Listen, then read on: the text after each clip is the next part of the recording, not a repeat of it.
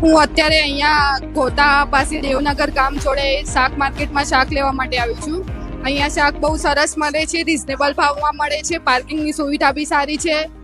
Plus અહીંયા બધા શાકભાજી અવેલેબલ હોવાથી ટ્રાફિકની કે એવી કોઈ સમસ્યા ઊભી થતી નથી. વોશરૂમની બી સુવિધા છે અહીંયા, એટલે તમને બધી જ શાકભાજી ને ફ્રૂટ ને બધું અહીંયા એક જ જગ્યાએથી સસ્તા અને સારા મટીરિયલમાં મળી રહે છે.